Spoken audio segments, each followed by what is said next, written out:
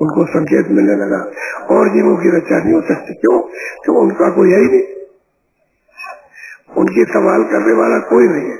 और तुमने जिस किसी से भी अपना संबंध किया वो अंधा है और तुम भी अंधे, वो भी बहरा तुम भी बहरे, और न उनकी कोई संभाल ना तुम्हारी। तभी तो गोस्वामी जी महाराज कहते हैं अंधा गुरु और बहरा चेला और नरक में चेलम दोनों नरक जाते। वो तो उसी रामायण में लिखा है जिसमें तुम पढ़ते हो और पढ़ा होगा, उसी में लिखा होगा गुरु चेले दोनों जाते हैं। अंधा वो बहरा ही अंधा, वो जो कुछ कह वो देखता नहीं है, गुरु तो देखता नहीं, वो उसकी बात सुनता नहीं, सब समझ कर। अब गुरु अगर मिल जाए सच्चा, ऊपर आने जाने वाला, ले जाने वाला, तब तो रास्ता बताएगा। तो द्वार पर आकर के बैठा दिया और ऊपर को लिए जा रहा गगन की तरफ, और अनंत से सुनने लगी और प्रकाश को देखने लगी। तो बचाव तो सदगुरु इस प्रकार से कर देंगे, और बाकी जीव उनका क्या बचाव होगा? उनका तो कोई रक्षा है नहीं। बोलो। काल घटा जब से आकर छाई, धारा मौत से अधिक। काल की घटा उधर से आई मर रही, तो उसका होश हवास होने लगा। अब यही इसकी परख पहचान है कि उसका होश हवास। और कोई आता है कि पानी पी लो, थोड़ी देर में ले लेगा गिलास, पी लेगा जरा सा, और मतलब ये कहेगा हमने पानी नहीं पिया। फिर कहेगा अच्छा तुम रोटी, भूख लगी है तो रोटी रख दीजिए, तो थोड़ी देर में कहेगा रोटी दिखाई, रोटी दिखाई, आपको रोटी दे दो।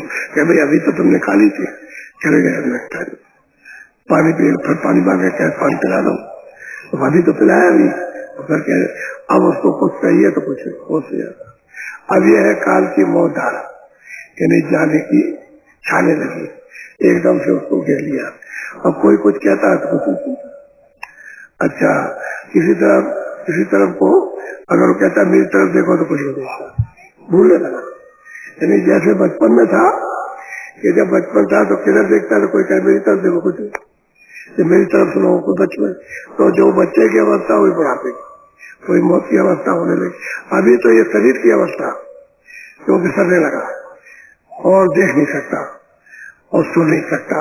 अब सुन भी बंद किया, सुनना भी, और देखना भी बंद किया, और समझना भी बंद किया, और बोलना भी बंद किया, और चारों तरफ से पहले से ही घेरेगा उसको, और चारों तरफ घटा चले मौत की ले जाने की तैयारी। बोलो। जीवयने करहे घबराई, काया गए उन दीन धुआ। कहते हैं कि जीवन घबरा रहे, क्या करे, काया गढ़ को उन्होंने आकर के ढा दिया, गिरा दिया। यानी जीवात्मा को निकाल मार के धड़ाक से गिरा। अगर खड़े होंगे तो ही गिर जाओगे। तो आप क्या कहते हो, न जानने का कि हाथ फेल हो गया। हाथ फेल नहीं होता, तुरंत को उसमें से निकाल दिया, घेर घार करके, और बड़ी मार पड़ती है बहुत। वो अपनी मार किसी को सुना नहीं सकता, इतनी बेदम मार, ऐसी मार कि जल्लाद भी ऐसी मार नहीं करेगा, ऐसा कठोर दंड नहीं देगा। अब बड़ी मार जरूरतों पड़ती, चारों तरफ से एकदम से कोहराम मचता है। तो बस कहते हैं घेर लिया, और घेर करके जबरदस्ती, तो उसकी वासना उधर वहाँ तमाम लगी हुई है वासना, तो वासना ही का जन्म होता है। और बस उसको निकाल बाहर किया और गिर गया, बस हो गई। तो जलमत मरण दुसरे दुख होई, जल में मरने की अवस्था कह नहीं सकता, आर बच गई है, कोई बयान नहीं करे, कितनी तकलीफ और पीड़ा होती है। अब उसका अगर और जीवन एक बेचारे अब क्या कर सकते, क्यों कि जब ये मनुष्य शरीर अनमोल आपको मिला तो तब तो आपने फिक्र नहीं की। अब ऐसे वक्त में क्या हो सकता, और वो जीवन एक घबरा रहे कि मेरी और ये दशा हो रही है, क्या होगी, कब तक होगी, वो नहीं घबरा। अब ये महापुरुषों ने जब सामने खड़े होकर के दृष्टि से अंदर ऊपर जाकर के दृष्टि से देखा कि नरकों में क्या हो रहा है, तब बयान किया। ऐसे बयान नहीं करते, देखते ऊपर में नरक कहाँ है।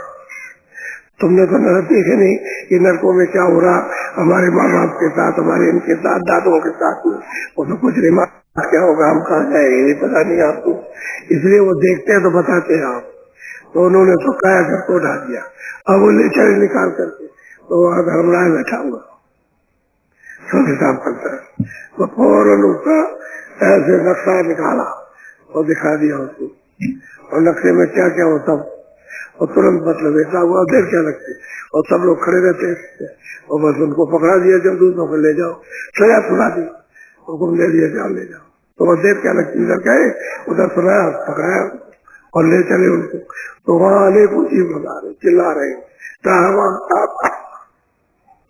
लाखों मील आवाज, रोने की, चीखने की, चिल्लाने की, और वहाँ कोई सुनने वाला नहीं।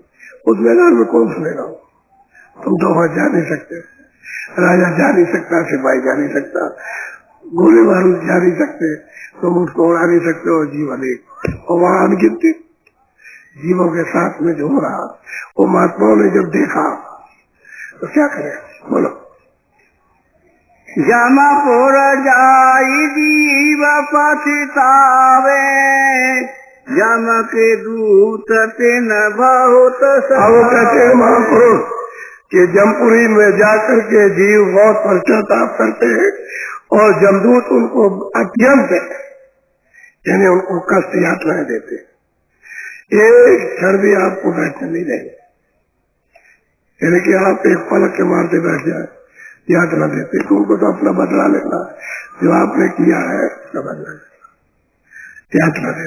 अब महापुरुष जो देख रहे हैं तब वो बयान कर रहे हैं कि जम के दूत उन जीवों को किस तरह से सताते हैं, यातना देते, वो चिल्ला रहे हैं, कोई सुनने वाला नहीं, कोई बचाने वाला नहीं। बोलो।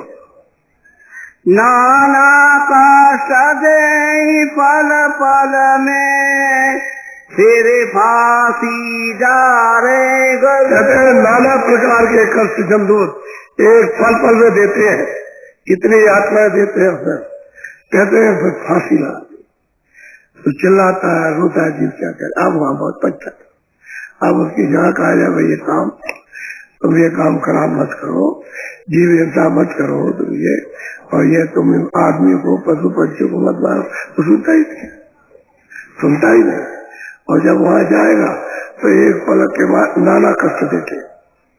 अब नाना कष्ट में तो कोई गिनती नहीं है, किस प्रकार के कष्ट कैसे देते, और कैसे कैसे गले में उसमें फांसी लगाते, और कैसे टांगते, और फिर किस तरह से यातना देते, बड़ा जुर्म होता है।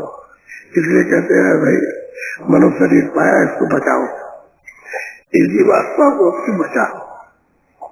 यही अवसर आपको मिला, फिर तो मनुष्य शरीर मिला, तो चला गया, चला कोमीनार कमाई रे गोटे, जीव सहे दुख अति करो। हम उसने देखा कि वो कुंभी नर के उसमें डुबा देते, तो जीव जो है उसी में गोते लगाते, उसी में सड़ जाता है, सड़ता होता है, सारा शरीर सड़ जाता है। अब जैसे किसी का शरीर सड़ गया हो तो आप लोग उसकी तरफ देखते नहीं कि तो शरीर सड़ गया।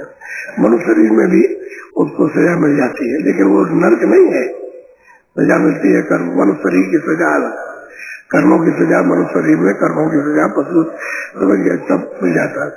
और पशु में भी यानी मतलब पुण्य होता है तो वहां भी उनको भोग मिल जाता है। तो मतलब यह है कि कुंभी नाम ही उसका कुंभी। तो महात्मा देखते हैं कि देखो जीवों को किस तरह से ये यातना किस तरह से डुबा रहे हो रहे, ये देख करके सब तरह से, और ये तो इशारा कर रहे हैं, वहां तो बहुत दूर दशा हो रही है। इतनी बात तो इशारे की खाली संकेत है, उसमें डुबा देते हैं। डुबाने के बाद क्या करते हैं ये तो किसी को मालूम नहीं। बोलो। वे निर्दयी दया नहीं लावे, अति तिरास से जीव मुरझा। कहते हैं बड़े निर्दयी है जमदूत, उनको दया का और क्या काम, उनको तो हुक्म हो गया इनको जाके सजा दो, तो सजा देते हैं। और वो निर्दयी है और उनको दया तो नाम, उनकी त्रास से जीव से घाटते उसमें, तो इतने बड़े बड़े नर्क है उसमें चिढ़ाते हैं। मतलब यह है कि अरबों खरबों जीव एक साथ आवाज देते हैं, कहाँ तक उनकी आवाज जाती, लेकिन अब कोई चारा नहीं, कोई उपाय ऐसा नहीं, कौन सुनेगा। जब सुनाने का वक्त आपने सुना नहीं, भैया ये मनुष्य शरीर निकल गया आपने, उसके बाद तो क्या कर सकते, किसी में सुन लो, समझ लो, किसी में जो कुछ करना धरना है, पकड़ना और छोड़ना, इसी में कर लो, नहीं तो मतलब जा रहा भक्ति का, इससे बचने वाला कोई है नहीं है। वो तो महापुरुष तो कोई कोई मिलेगा, कहीं मिलेगा, और कोई जीव बच सकता है। बाकी सब जा रहे सब के सब, जैसे कि एकदम दिलम तिल बची हुई वहां जाने की। और ये तो इतनी सुरते वहाँ कर्मों को भोग नहीं है उसमें, तो नाना प्रकार के कष्ट देते, उनको कोई दया नहीं। बोलो बोलो। आगे ने खम्बा से फिर लिपटावे, हाय हाय कर तब चिल्लावे। सबके सब अग्नि हो, बड़े बड़े खंभे जैसे आपका ये सारा संसार ऐसा एक खंभा, उसमें बड़े बड़े बांस, मीलों मीलों 2-2, 4-4 मील लगी लंबी बांस लंबे, उनमें जीवों को ऐसे छेद करके और ऊपर जलाते ऐसे करके, तो जीव सब पे सब चिल्लाते हाँ करके। और मतलब है, और वो दृश्य महात्माओं ने देखा उस दृश्य को, तब तो उन्होंने वर्णन किया, और जो भी महात्मा उधर जाते हैं सब देख, तो सीधा जी भी वर्णन किया, और महात्माओं ने जो संत आए उधर सब वर्णन सबने किया कि वहाँ हमने ये देखा।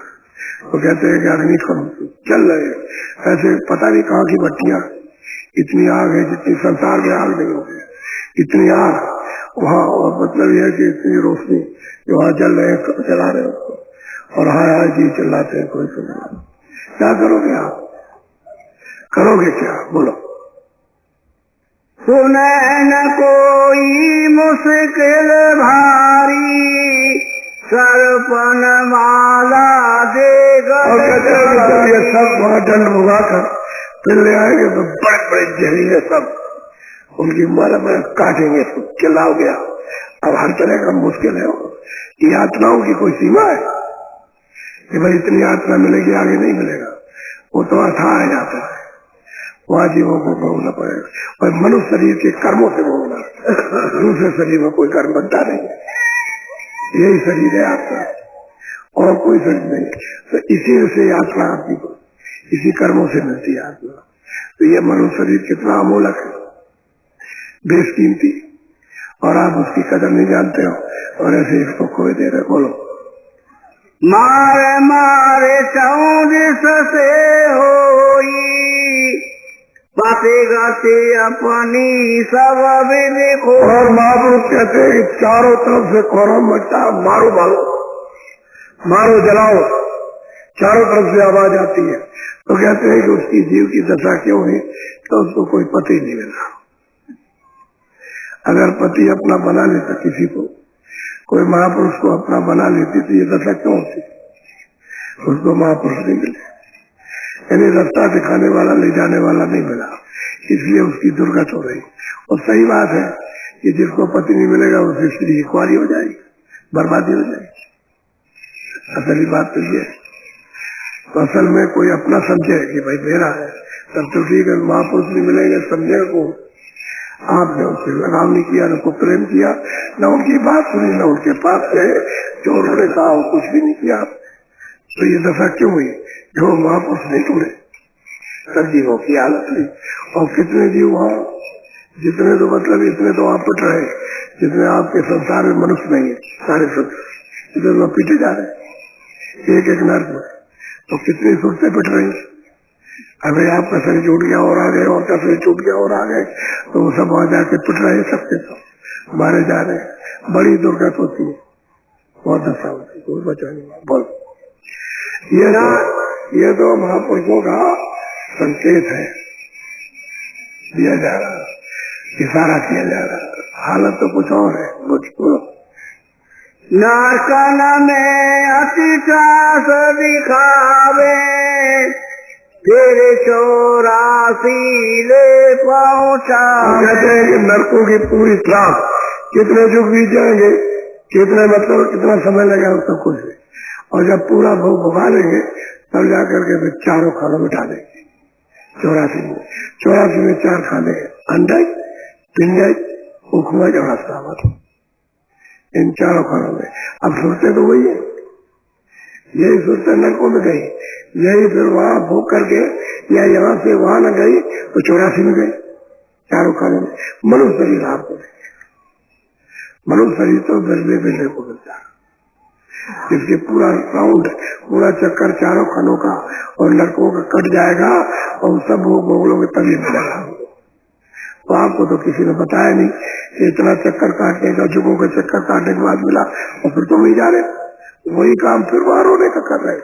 तो माया ने ऐसा पर्दा डाल रखा है कि आपकी समझे नहीं आता, फिर कोई समझाने वाला हो मिलता नहीं, वहां जाते थे। बोलो, गुरु भक्ति विनय गति पाई, नर देही सब बात। ये दशा हमारी क्यों हुई कि कोई महापुरुष नहीं मिला, उसकी भक्ति हमने नहीं की, उनके आदेश का पालन नहीं किया, तब हमारी ये दुर्गति इस तरह की हुई। और नरदेही जब बात चली, ये नरदेही बात कही फिर नहीं मिलना, बात कहते फिर मिलेगा नहीं, ये आपको नहीं मिलेगा। अब जब वहां नरकों में चले गए 4 खानों में, तो नरदेही का मिलने का क्या सवाल है? यही सोचे, यही कर्म करके, इसी शरीर में कर्म करके वहां जा रहे हैं।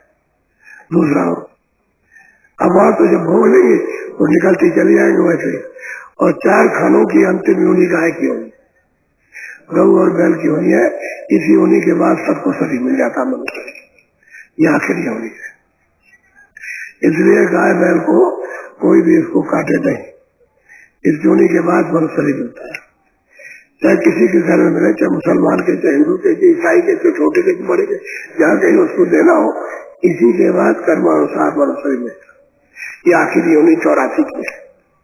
जहाँ कहीं गाय बैल को देखो, बस ये मतलब ये है कि सब शरीर में आएंगे, गऊ स्त्री में और बैल पुरुष में, ये मनुष्य। ये तो कहते हैं कि भाई उन्होंने तो इतना चक्कर मारा, क्यों गति पाए? कि भाई आपने भक्ति नहीं की, महापुरुष के सत्संग को और वचनों को नहीं सुना, न माना, इसलिए दुर्गति। बोलो, जो जो भजन भक्ति से चूके, इनके मुख जम पल पल। तो कहते हैं जो कोई भी मनुष्य भजन और भक्ति से, आदेश के पालन से और भजन करने से जो चूक जाएगा, कहते हैं जब के उस थूक में इतनी बदबू होती है, पेशाब टट्टी में क्या होती है, मलमूत्र में कहीं पड़ा हो, इकट्ठा सड़ गया हो, जानवर गया, उसमें कुछ बदबू नहीं। कहते हैं उसके मुंह में जब इतनी दुर्गंध बदबू थूकते हैं, उसके मुंह में चिल्लाता है, अब क्या कर सकता है, उसके मुंह में भर देता है। ऐसी दुर्गत करते हैं, दुर्दशा। बोलो, ऐसी को बातें होगी सबकी, जो नहीं धारे सतगुरु। कहते कोई भी नहीं बचेगा, चाहे राजा हो, चाहे रंग हो, कोई भी हो, हिंदू मुसलमान, पंडित मौलवी, कोई भी हो, बचाएगा कोई नहीं। जो आपकी मनुष्य शरीर में आकर के अगर सतगुरु नहीं मिले तो कोई नहीं बच सकता, सब पूजा बचे रहो। और ये फैसला है महापुरुषों का, और उनके वचन कभी टल नहीं सकते। वो तो हमें से जो देखते हैं और जो समझते हैं उसको कहते हैं, वो तो परमार्थी ज्ञान है, आध्यात्मिक ईश्वरी ज्ञान है, उसमें तो असत्यता का काम ही क्या, वो तो सत्य वचन है। कहते हैं जो आपकी अगर सतगुरु नहीं मिले और नहीं पकड़ा तो सबकी दुर्गत होगी, यही दशा सबकी होगी। जो कहते हैं मैं देख के वर्णन कर रहा हूँ वही, इसलिए तुमको सबको समझाता हूँ कि नर शरीर मिला है, किसी महात्मा को खोज करके और जल्दी से दीनता के साथ और प्रेम के साथ उससे रास्ता लेके भजन कर लो। असली काम भजन भजन करो, नहीं सबकी दुर्गति यही होगी, बचे। बोलो, सतगुरु बिना कोई नहीं बाटे, नाम बिना 84। सतगुरु के बगैर तो कोई बचेगा नहीं, और अगर नाम नहीं मिला तो 84 जाएगा। नाम सतगुरु से मिलेगा, और सतगुरु कहते हैं जो सतलोक में गया, जिसने ईश्वर को भी देखा, जिसने ब्रह्म को भी देखा, जिसने पार ब्रह्म को भी देखा, जिसने महाकाल को, और सतलोक में गया, सतपुरुष का दीदार और दर्शन, उसको कहते हैं सतगुरु। उसी को संत कहते हैं, बाकी पुरुष। और आप किसी को संत कहते रहो, किसी को सतगुरु कहो तो बात अलग है, वो तो जबान की बात है, शब्दों की। उसके अलग असली चीज यही है, संत नाम उसी का जो वहां पहुंच गया, और कोई दूसरा संत नहीं। जो पहुंचेगा वही हो जाएगा संत। और आप अज्ञान में कहोगे संत, कहते हैं उसके बगैर कोई नहीं बन सकता। जाने भाग हम सतगुरु पाया, चढ़ी सूरत मन गगन सम। और कहते हैं वो बात कि मनुष्य रूपी मंदिर में मुझको सतगुरु मिल गए। अब प्रेमी सूरत कहती है कि मेरे कितने ऊंचे भागे मुझे सतगुरु मिले, और मैं दरवाजे पर बैठ करके ऊपर गगन की तरफ चढ़ी कितना मेरा ऊंचा भाग सतगुरु मिल गए मनुष्य शरीर में, और उन्होंने मुझे रास्ता बता दिया तो मैं गगन में चढ़ी। जब मैंने भजन किया तो गगन में चढ़ी। बोलो सोनम डल जाई झूला झूली, सावन मास लिया फल। तो कहते हैं कि भाई असली फल